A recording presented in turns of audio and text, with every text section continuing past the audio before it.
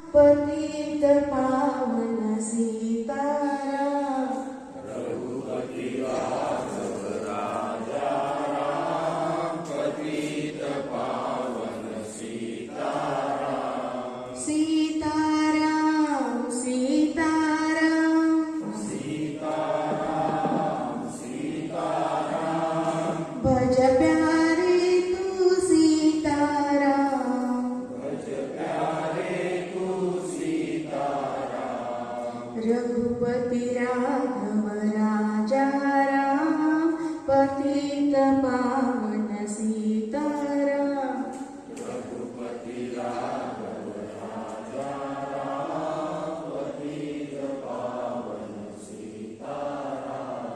राम कृष्ण है तेरे नाम, राम कृष्ण है तेरे नाम, सबको सन्मति दे भगवान, सबको सन्मति दे भगवान।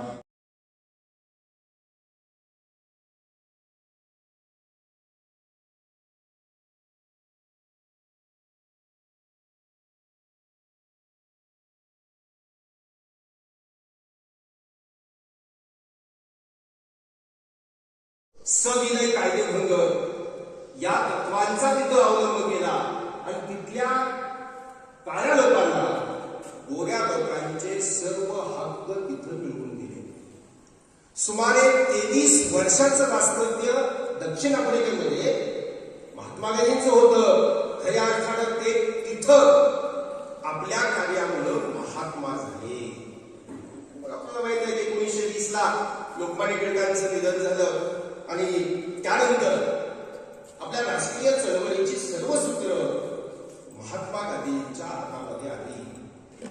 महात्मा गांधीजींनी 1920 ते 1947 या 27 वर्षाच्या कालावधीमध्ये सत्य, अहिंसा, सत्याग्रह, उपोषण आणि निशस्त्रपणे जो इंग्रजांच्या विरुद्ध लढा दिला त्या लढ्याचं आज संपूर्ण जग अभ्यास करते.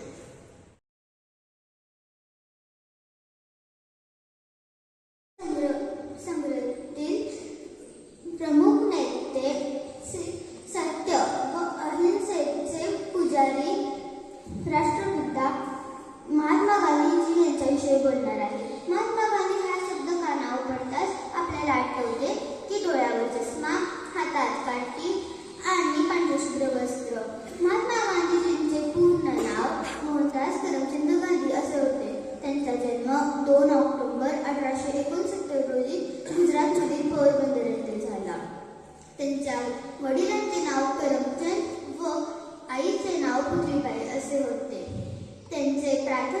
महात्मा गांधीजींचे प्राथमिक शिक्षण पोरबंदर, माध्यमिक शिक्षण राजकोट व वकिलीचे शिक्षण इंग्लंडमध्ये झाले होते. धन्यवाद.